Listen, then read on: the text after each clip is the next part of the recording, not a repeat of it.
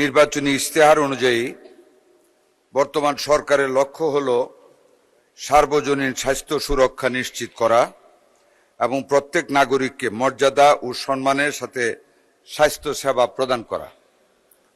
মাননীয় speaker, we realize and understand it is not their privilege.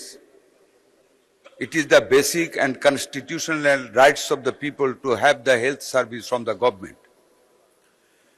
সেই আলোকে মাননীয় স্পিকার, সাধারণ মানুষের স্বাস্থ্য সেবা নিশ্চিত করতে সরকার বদ্ধপরিকর।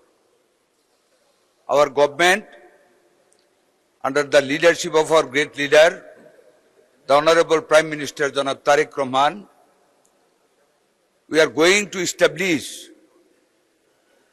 health entrepreneurship to the larger extent to provide the health service and quality health service to the total population of the country.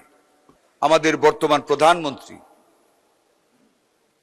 জনাব তারেক রহমান এই কিছুদিন আগে বাংলাদেশের প্রত্যেকটি উপজেলা 50 শয্যা বিশিষ্ট হাসপাতালকে 101 শয্যা বিশিষ্ট হাসপাতালে রূপান্তরিত করার ঘোষণা দিয়েছেন এবং আমরা স্বাস্থ্য মন্ত্রণালয়ের পক্ষ থেকে এরই মধ্যে পিপিপি তৈরি করা সহ সমস্ত কাজ আমরা এগিয়ে নিয়ে যাচ্ছি। মাননীয় স্পিকার, আশা করি at the end of the August we will go for the tender in the paper for all the hospitals to construct again.